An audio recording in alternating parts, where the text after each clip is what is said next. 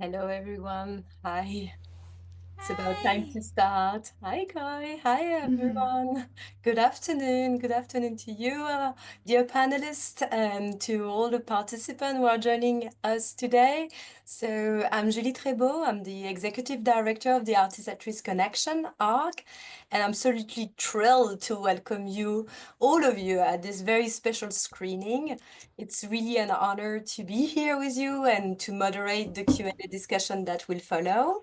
So, for those who may not be familiar with the work of the Artist Actress Connection, we are an international organization committed to promoting and advancing the right to artistic freedom worldwide.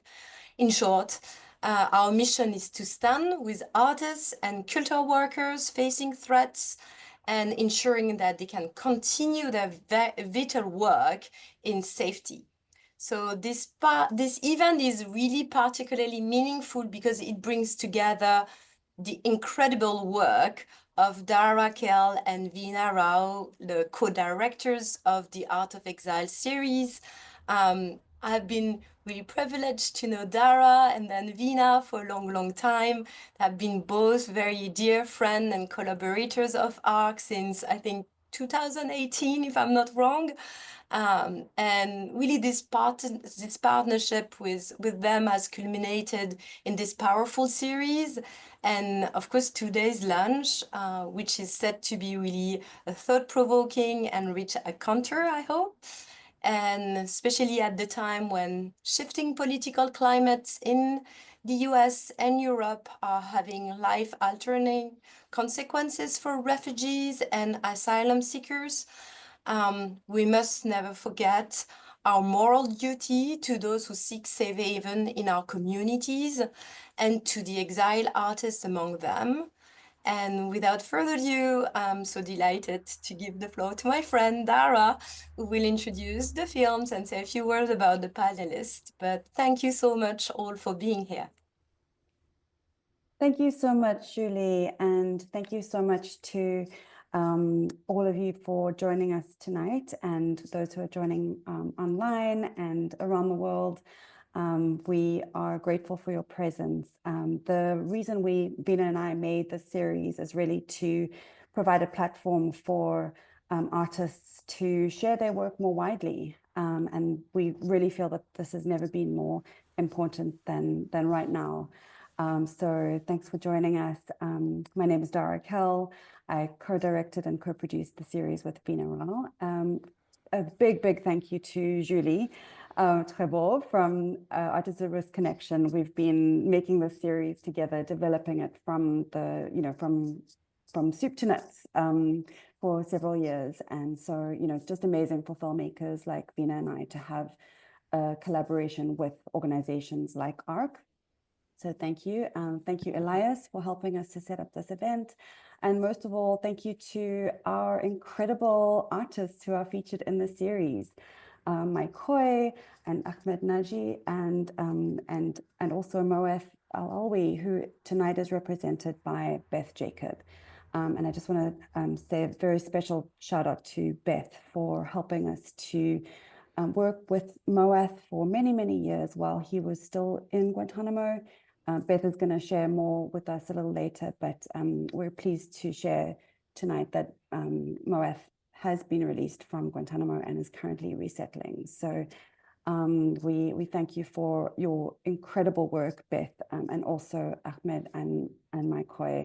Not only are you resisting oppression in your home countries, but you're also helping others in around the world to also feel empowered and courageous to in continuing to express yourselves creatively and to be fearless artists. So I'm not going to say much more, but just really thank you so much for sharing this screening with us, and we're so excited to be hearing from performances and readings from our artists, and yeah, hope you enjoy. Always difficult to start after this. I will say, wow, wow. I think I speak for all of us when I say Dara, Veena. I'm truly in awe of how you have managed to capture such complex and deeply moving stories in such a short time frame. I mean, like this is really like an amazing format, I have to say. It's just around 7 minutes each, and these films are really compact and impactful, and you really offer an expansive vision of the journeys of those three artists. And this is not only for me that you trace their trajectories with care and nuance, but you also kind of shed the light on the condition of their life in their home country, but also what brought them, to the US and their story here. So, I mean, like, I don't know what to say. Just thank you. Thank you for bringing the stories to life with such artistry and sensitivity. And I want to say also a very, very warm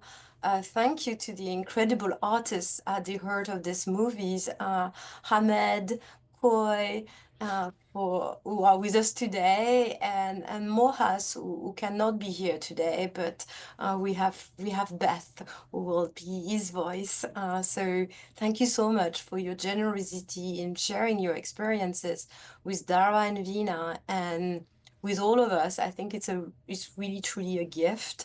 So I feel that, I'm very grateful to be in this space with you, and I look forward to our discussion ahead. So without further ado, I want to give the floor to Khoi, who now she's a musician and lyricist from Vietnam, and will tell us about her journey and her work, and will also perform an original song called Just Be Patient. I think we need a lot of patience in these days. So please, guys, take it away.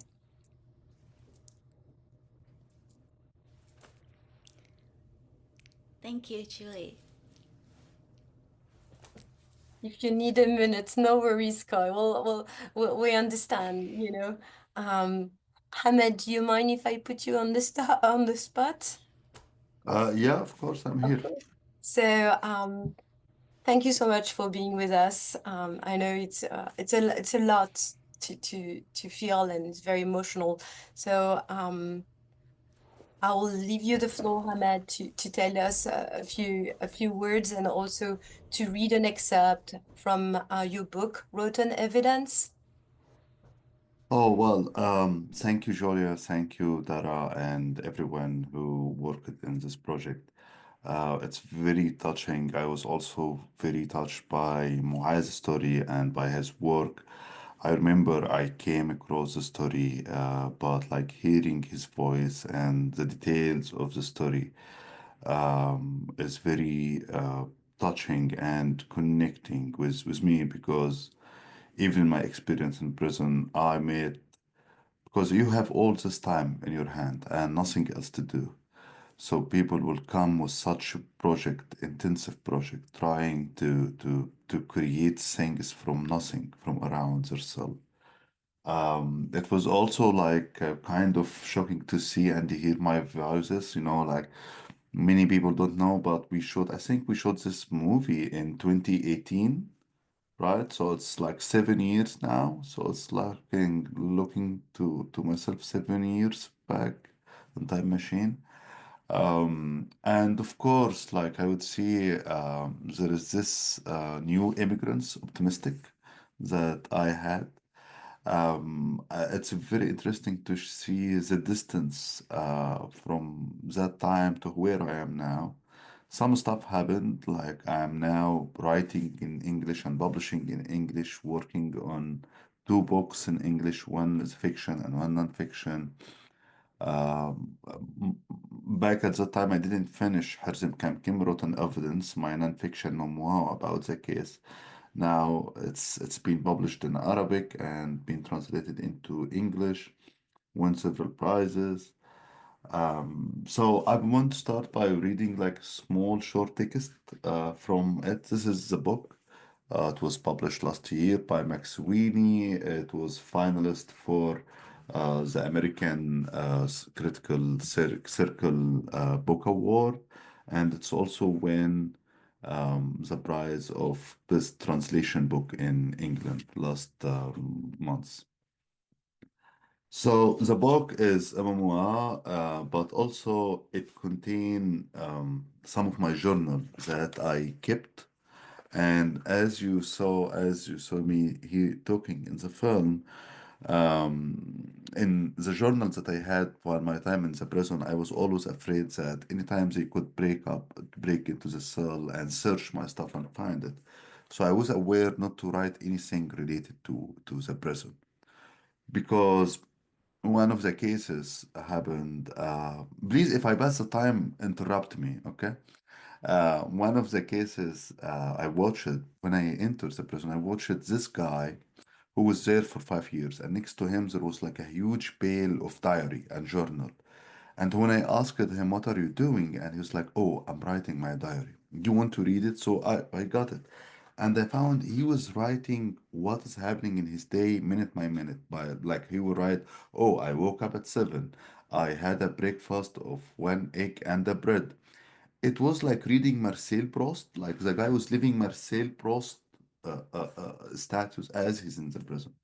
But when he was released from the prison, they were searching his stuff, and the officer found his journal.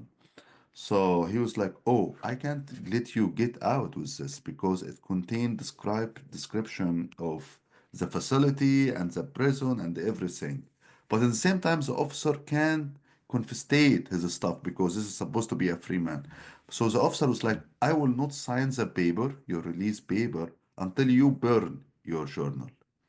And it was a heartbroken scene because you are watching this guy who spent unfairly 5 years in the prison, and to be out of the prison, he was forced to burn all his journal.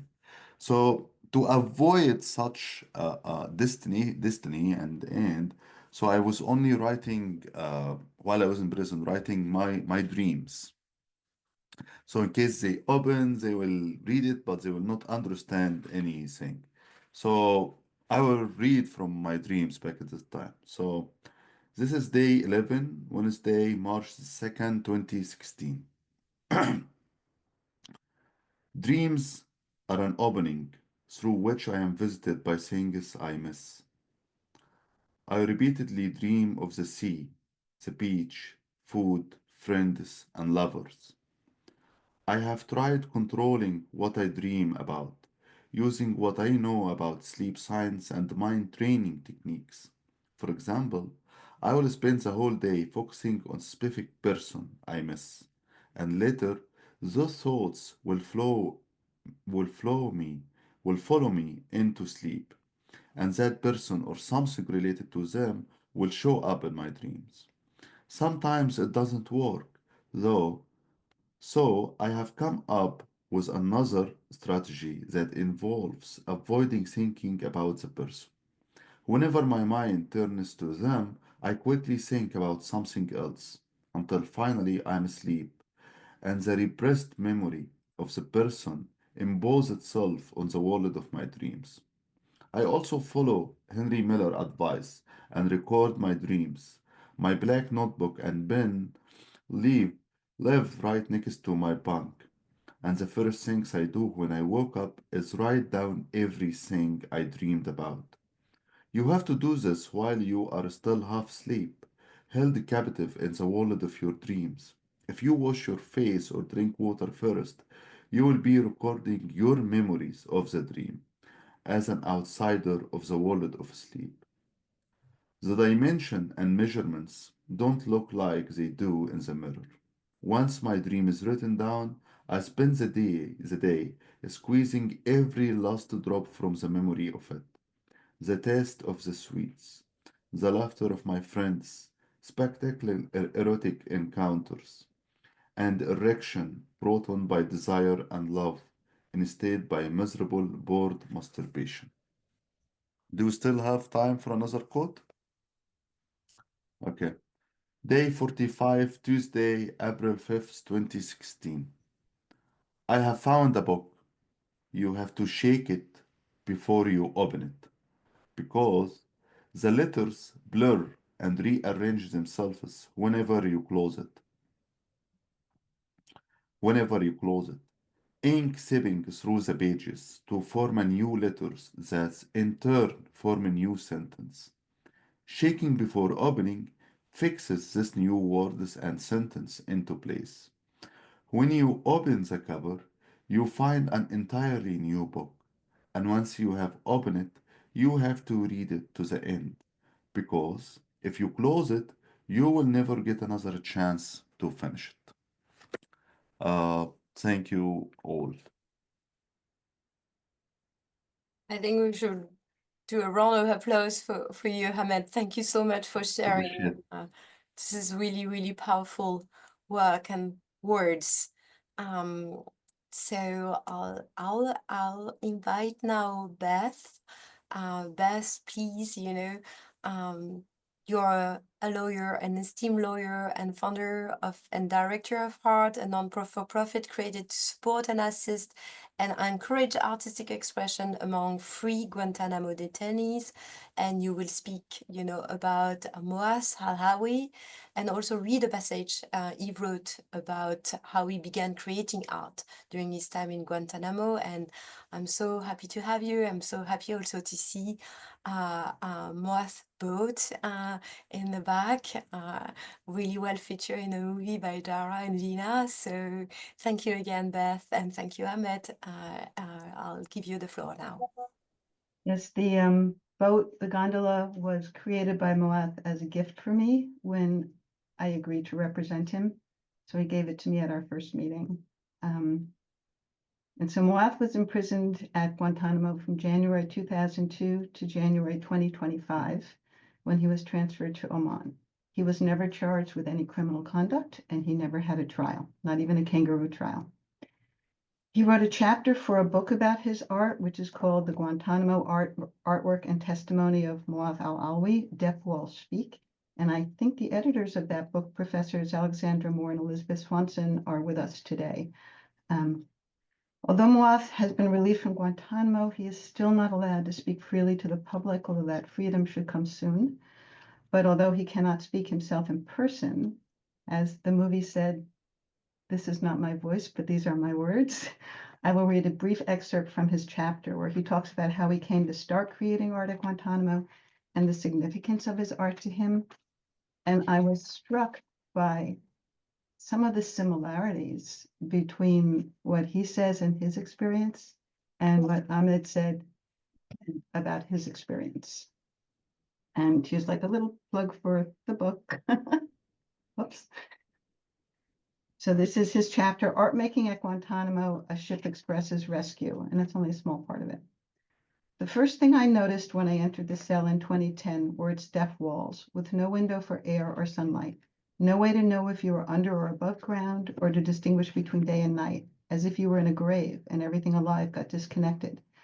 I paused in the middle of the cell confused, thinking about what I could do to get life moving inside the dungeon. I thought of home, the old life, agriculture, greenery, plowing, and all the tools that recall our ancient heritage, the axe, the sickle, the water wheel, and the old mill. Old beautiful things, especially arts and crafts, attract me to meditate and to think without feeling, an essential skill in this place. I have to make these deaf walls speak. I had started my artistic work a year earlier when I was in solitary confinement and on hunger strike. That was not the first strike, because strikes and struggle have no beginning and no end in this place. And as long as there is injustice and oppression, there is hunger and struggle. The most difficult thing that I faced in my days in solitary confinement was when I was on a hunger strike in 2009, and the camp administration responded by forcibly humiliating me. The immediate reaction force team took me out for force feeding. Just an aside, that's a team of sort of riot police who drag the men when they don't want to go someplace. I used to write and draw on the walls of the cell to send my message to those among the guards and officials who had a conscience. Some of them still have a conscience and try to help, and some of them are like robots. They hurt and do not help. When they took me out to be force-fed, they would record and take pictures of my paintings and my words, then wash the wall and wait for a new message the next day. I always painted the Statue of Liberty, the United States' proud symbol of freedom. Around the image, I wrote slogans calling for freedom and justice to show the contradiction between the statue and the oppression under which we lived in these graves in solitary confinement. This was the beginning of a journey that was full of thorns. At Guantánamo, my beginning was not that of an artist who establishes his artwork with brushes and paint and a natural vision. It was bitter and difficult, and the main reason I started was because I could make others hear my voice and my pain in this place, this exile in which you feel that you are imprisoned on another planet or at the bottom of the ocean, in complete darkness where no one can see or hear you, loneliness, estrangement, sickness, pain, all in a place where conscience is absent, where everything is outside the law, in the country of law and freedom. The beginning of my artistic journey was an expression of the oppression, injustice, deprivation, and despair that we live with in this place. As a young child, when I first attended school, I enjoyed art but did not give it too much importance. I had a touch, but I didn't have the desire. When my parents brought me a toy, I enjoyed dismantling it and seeing how it was made. I always liked to work with wood, nails, and hammer. If something broke in the house, I always liked to fix it. My mother sent me a letter recently. Do you remember that door you fixed? It's still there. I'm skipping ahead. In solitary confinement, there is nothing that helps you practice your artistic skills. You don't have paints or anything related to art. Perhaps you can use your food to draw on the walls or to write some slogans so they can photograph it and show it to officials. The only way you can create anything is by walking long hours, because moving allows you to paint beautiful paintings in your imagination. When you get tired of walking, you feel like a person running behind a mirage. You know that tomorrow will be no different from today, which is no different from yesterday. You live like a dead person in a grave, waiting for doomsday and for judgment to come, when you will have relief from loneliness and brutal alienation. There is no one to comfort you, to share your dreams, worries, and sorrows. Most of my brothers who died inside solitary confinement because in communal living, we pay attention to each other's lives. And skipping again. In the beginning, I said to myself, I am here doing nothing, empty-handed. I spent my time thinking about being released. This is the situation of every person who feels destroyed. If you are not able to occupy yourself with something useful and interesting, you will be a prisoner of thinking, sorrow, despair, and emptiness. I said, I am not going to give up. I said, I am going to start. There is a saying that if you want it, you can do it. So I started looking for something to fill this emptiness. I realized the most beautiful thing is to improvise and create. In this way, I discovered at times I could liberate myself from all restraints. So maybe I thank the Periodic Review Board for not clearing me for release and transfer from Guantánamo, for I have developed so many artistic skills and also improved my skills in building ships, three-dimensional models, and painting. I learned how to do sculpture. You don't know when good things will happen. You don't know what life will bring. I did not know how to do sculpture or build ships in the early days. When I started sculpture lessons, I didn't like it. I said, I need to liberate myself and do it my way. Now I realize how beautiful sculpture is. I am asked, what is the fate of these artworks and what will you do with them? I tell them, God willing, I will be released and our fate will be the same because creating them took a part of my life. My brothers ask me, if you had the choice between your own release and your artworks, which one would you pick? And without any hesitation, I answer, I would choose the release of my artwork because as far as I am concerned, I am done. Both my life and my dreams have been shattered. Whereas if my artwork is released, it will be the sole witness for posterity. And when future generations discuss these artworks, they will wonder how, in spite of the bitter and harsh reality that had been inflicted on us, we fought, we struggled, and we surmounted all the challenges in order to achieve our goals and build these beautiful pieces, which helped us change that dark, vicious, and macabre image they made of us when they depicted us as a bunch of savages who have no taste for art, for beauty, or for creativity. Our artwork will be the testimony of who we are, our work, and our thoughts. As a matter of fact, many people have already met these witnesses and have believed the messages that they conveyed. We are indeed people, and we do have a sense of art. We come from an old civilization and history, and we enjoy building beautiful things that bring joy to people's souls. The proof is our art. I wanted the prison stamp to be clear on the sails of all of my ships, so people would know the ships come from Guantánamo. I created my art to change people's minds. I am asking you to look at my art before you judge me. And there's a lot more in this chapter. Thank you, Beth. What a moving text. I just want to make sure all the participants can see the link to the book Guantánamo, Artwork and Testimony of Moath al-Alwi. Please go ahead and order this amazing book. And now I'll give the floor to Khoi. Thank you, Khoi. We're sorry we have to kind of trigger some kind of emotional coming up from this long time, and we really kind of are with you. We will have all hug you in this moment. So please talk to us and sing for us. And thank you so much again to the three of you. And Khoi, feel free to start whenever you feel it. Yeah, thank you, Julie. And thank you, everyone. And especially thank you to Dara and Veena. You tell my story in a very beautiful way. Yes, and I'm sorry that I was so emotional to watch the documentary. But now I'm gonna sing you a song, Just Be Patient. This song is one of the songs in the performance that I made during the time when I am living here in the US. The performance called Bad Activist, and that is the autobiographical multimedia musical performance. Yeah, I hope one day you all can see that performance. But now the song Bad Activist, you will hear it. This song I wrote after I've met with President Obama in 2016 in Hanoi. And yeah, in that meeting, he told me, just be patient. Yeah, I was very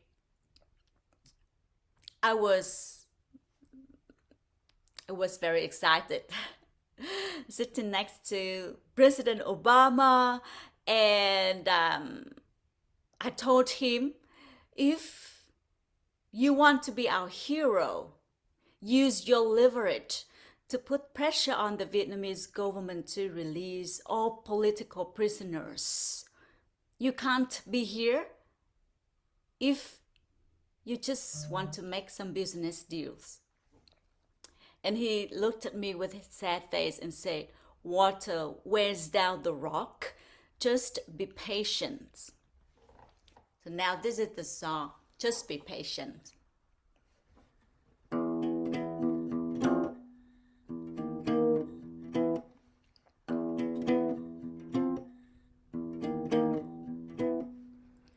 Before you came, I dreamt of you.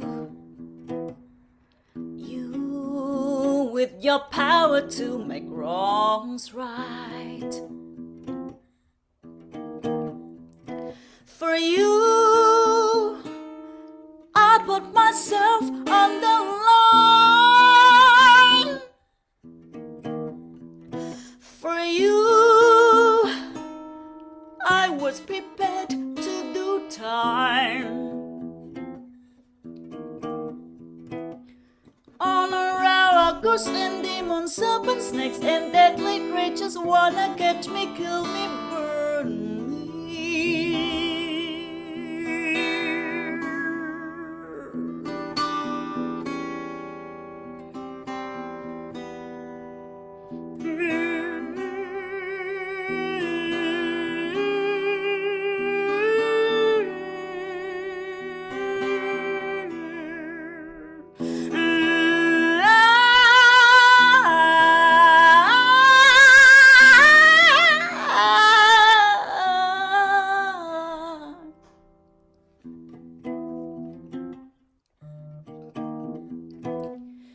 You once were the hope of my life.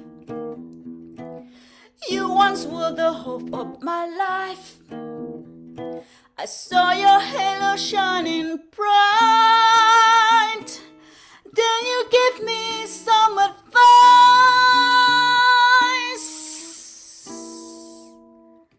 Just be patient.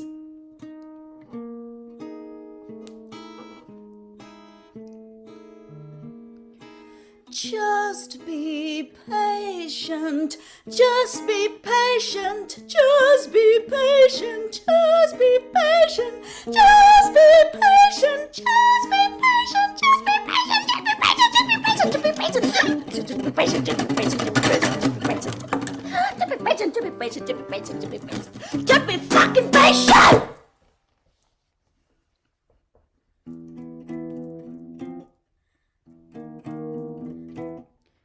You once were the hope of my life. Now I'm hopeless.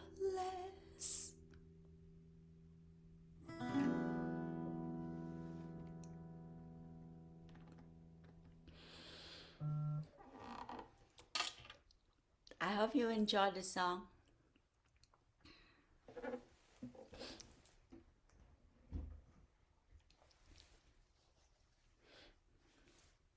Thank you so much, Khoi. So powerful. Amazing. I'll invite you all to go to Khoi's website and check it out, all her albums, because each song is just amazing and resonating very much with what's also happening in the world. So Khoi, you're really are in our heart, and thank you again for sharing. I think I will give the floor to Dara and Veena too, because I want to hear from you. And as you know, you're hearing from Khoi, Beth, and Ahmed. And as you said, Dara, this movie, it's a journey that's starting in 2018. So reflecting a bit back, I like to get your thoughts. I'm sure everybody wants to get your thoughts. You mean like the question was asking by Tritri? Yeah, I will ask the question too. I have seen it. Thank you, Ahmed. I'll move to the question that I want also to give some time for the participants as Dara and Veena can chime in to post their question on the Q&A box. And thank you so much. Mhm. I'll go and have the question next. I can jump in really quickly, but I also want to give the floor to Veena, because even though I began the whole project while I was working with ARC years ago, Veena and I really made this completely together from all three films. So I just want to very quickly say that I think this message of not being patient is really, really important right now. I think there's a courageousness in all three of these artists' works that we really felt was important to highlight. It's one thing to create art, in easy circumstances, in easy democracies, and when things are going smoothly. It's an entirely different thing to create art under duress. Not only are you dealing with all the things that independent artists deal with, which, creative, financial, emotional, cultural, our societies are not really set up to support artists normally. And then on top of that, these artists who we've worked with are dealing with incredible challenges, but they've been able to transform their own work, in such interesting ways. And I think, I just really hope that, their stories can reach, really wide audiences. And, I really hope that you will all, everyone who's watching today who may not have encountered, Mai Khoi's work, Ahmed Naji's work, and Moath al-Alwi's work, that you will seek them out, buy their books, because not only does it support them, but it also helps their stories to reach an audience, and that's what they want, and that's also what we wanted as filmmakers. So I'll hand over to Veena now as well. Thanks. Thank you. Thanks, Dara. I don't have that much to add. I mean, I'm so moved by Ahmed and Beth's reading of Moath's words, and Khoi's beautiful song. It is, unfortunately, it's just so relevant in this moment. And I'm just so thankful to all of you to be creating this art. I think art is I'm just so grateful to have it, especially right now. And yeah, and thank you to all of you. Yeah, I think that's all I have for now. Thank you so much, Veena and Dara. I will start, kind of asking the question from the chat and move on, like question also from each other if you have. So I want to thank you for the question about, one of our participants has a question for you, Ahmed and Khoi. And they wanted to have you reasoning a bit on Moath words. That the proof of this existence was the art, which made him feel really like less alone and connect to the world outside of the jail. Um, can you speak? Can you speak to how creating art made you feel less lonely, and how it kind of helped you to kind of remain true to yourself? For Yeah, this beautiful question. yeah, thank you for these questions. Well, I wasn't in solitary cell like Moaz, so I was actually it's opposite. I was in cell with more than 60 people. So it was the opposite. It was over crowded. But there is something happened in my time in prison that totally has a huge effect on me and changing my life path. So basically, in prison in Egypt, like I entered the cell and I found everyone in the cell is reading because there is nothing else to do. So people just start to read. Some of these people never opened a book before going to the prison. So for me as a writer, it was my first time to meet what we could call the regular reader, like readers who just read book, doesn't participate in writing or anything.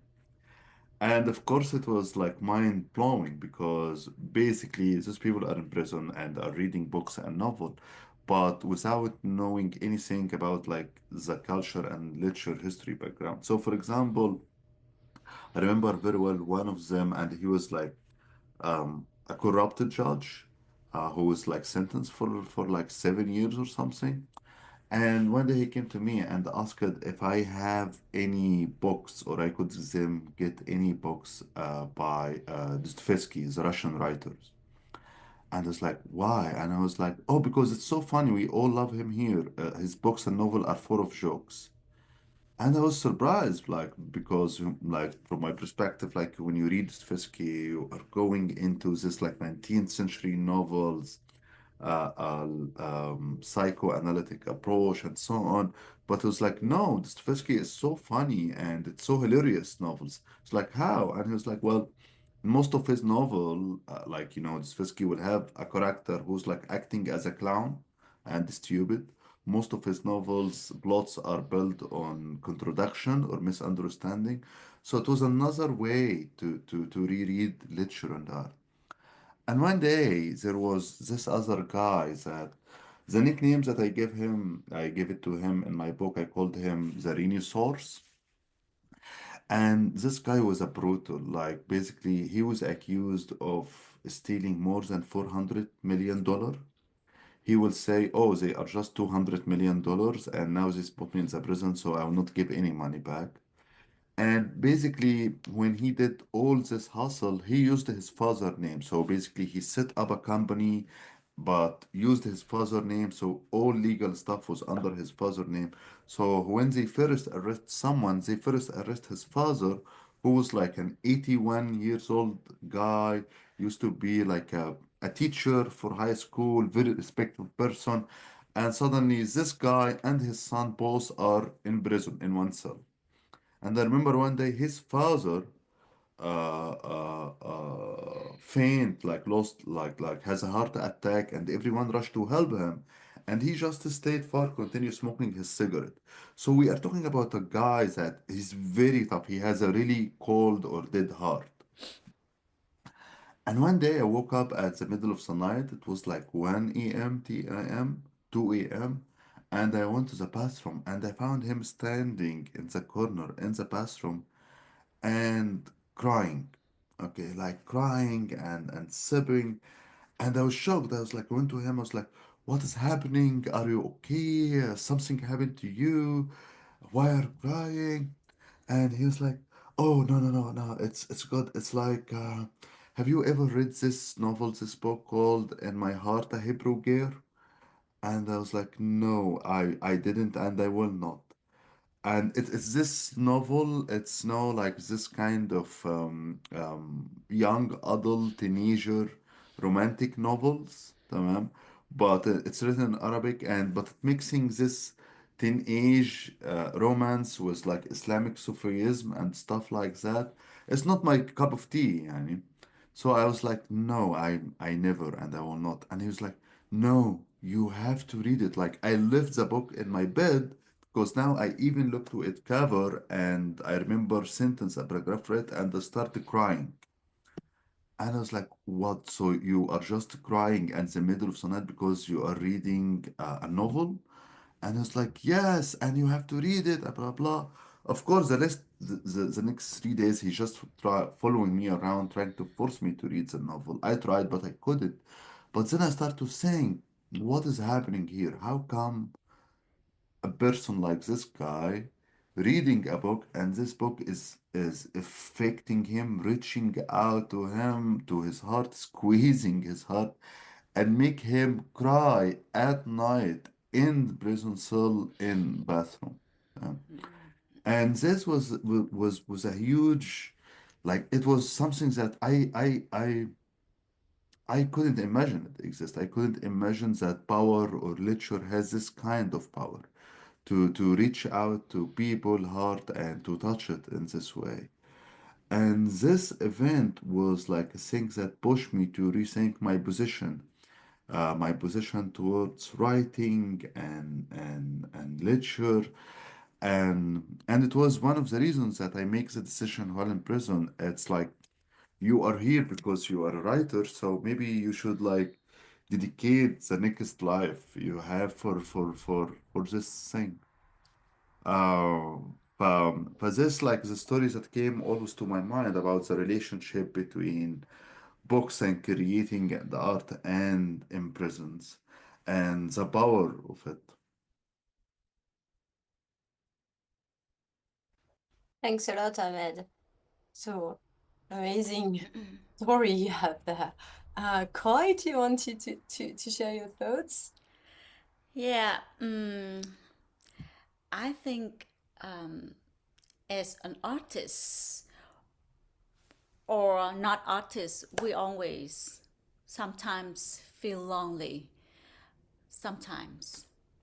But as an artist, maybe you feel more lonely somehow because you have very sensitive soul and you easier to get the feelings in the higher level than normal people. Yeah, I don't know how about you, but I am that person. I'm very emotional and very easy to move and very easy to very easy to feel lonely, and especially in my country, we have 100 100 million people in the country, but the artists like us, just a few of us. So we feel very lonely. We are just few of us try to make art about the truth, make art about what we've seen, and we dare to stand up just for the truth, but just a few of us. And especially musicians in my country. I can say right now, just 2 musicians in the whole country there to make protest music like me and Ngọc Đại. So how we step out of the loneliness and keep doing our art. The government do everything to isolate us from the community. So the only way is keep creating, keep writing music, keep make art. That is the only way. And when you're in the process of making art, the process of that creation really is your best friends will stay with you and make you feel less lonely, or maybe forget about the loneliness. That is the way I'm keep going.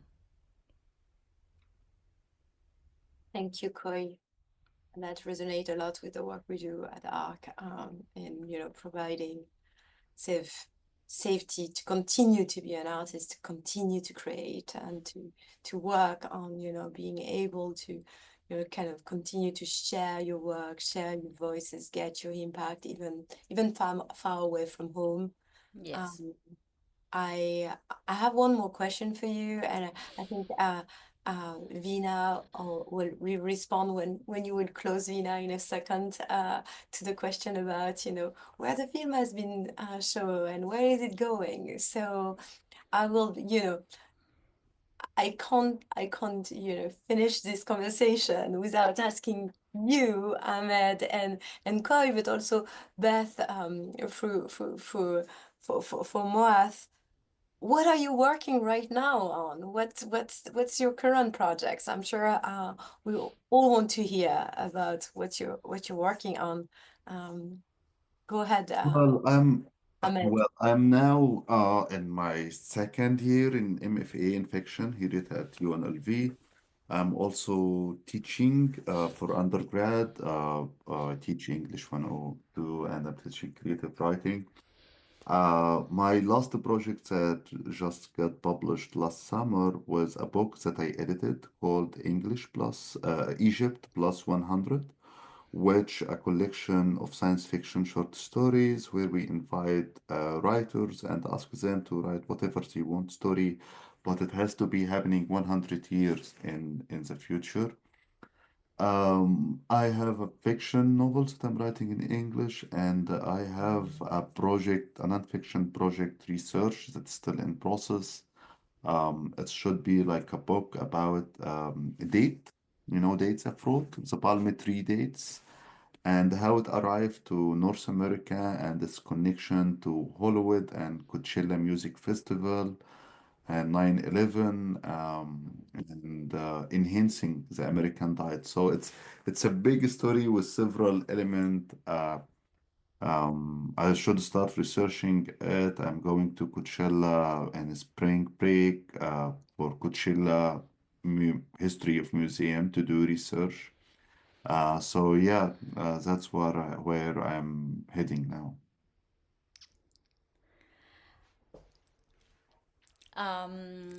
About me, when I started to live in exile, face the new challenge, I started to create the new art, the new kind of performance that I have never done before. That was a multimedia performance. Bad Activist was my first multimedia performance that I have been doing that in the past 5 years. And right now I'm just starting a new project. It's an opera cooking show, and that will be some kind of new for me too. And I just finished recording the new album as well, and the album's called 5 Years in Exile, and I am looking for the record label to work with to publish my new album. So yeah, that's what I am very excited about right now. If you know any record label to help me to publish the album, please let me know. So speaking for Moath, he's only been out of Guantanamo now for, I think, 6 weeks. And I gather he was allowed to bring his art out. He's not allowed to speak to anyone except family at the moment. As I said, I think that should end in about a month or so. But I communicate with him through his sister, and she sent me a message saying that he's trying to figure out how to get new ship model building and art supplies. So I don't know what he's working on, but I'm excited to find out. Thank you. Thank you so much. Since like you're all super busy with the other amazing project. So I want to thank you all for being with us, for taking the time to share your experience, the work, especially. Thanks, Khoi. Thanks, Beth, for Moath. Please give him many hugs from us. And thank you so much, Ahmed. Thank you. And I'll turn the mic, if I may say, to Veena. I also want to thank Dara, of course, for all this amazing work you have accomplished with Veena, and Elias for helping us, to put all this event together. So thank you so much. Thank you for all the participants. We're really happy to have you here, and thank you for your questions. So Veena, I'll let you close. Thank you, Julie. So there was just I just wanted to touch briefly on one of the Q&A questions here. It was about our process, the filmmaking process, and how we made, we connected with Khoi and Ahmed and Moath, and Julie and Ark was a big help in finding Ahmed and Khoi for our story, and Beth was a huge help. I mean, we were connected to Beth through a different organization, and it was because of Beth that we were able to tell Moath's story, because we were not able to directly speak to him while at Guantánamo. Yeah, so, I think that the process of kind of negotiating the storytelling, I think, it's just a big thanks to Khoi and Ahmed for being very open about it. And yeah, I think it was just a process of it was a great collaboration, I think, between all of us. And I think that's how we negotiated, just talking to them about their experiences and kind of, doing some back and forth. And with Moath, obviously, we couldn't talk to him, but we were able to send questions and create a script back and forth with Beth's help. And we're very excited to be able to talk to him at some point now, since he's released. And for the question about are there more short films coming, we hope, and we would love to do more. There's so many other artists out there we would love to make films about. They should mention that if for up-to-date information on the series, you can check out artofexile.com. And if you are interested in screening the films, you can email us at info@artofexile.com. The films will soon be on Canopy if you're an educator, and New Day Films, which is a educational co-op that we're a part of, that should be coming soon in the next couple of months. I will close by also plugging a pen event that's coming up in May. So ARC is organizing an in-person screening of the series in New York at the Penn World Voices Festival, in collaboration with City of Asylum, Pittsburgh. And this event will also feature a talkback after the film. It'll be Friday, May 2nd. So, if you follow ARC social channels and the website, we'll have more information for that coming. But yeah, I mean, thank you all so much, all of you, for attending, and all the artists, and Julie and Elias. We really appreciate it.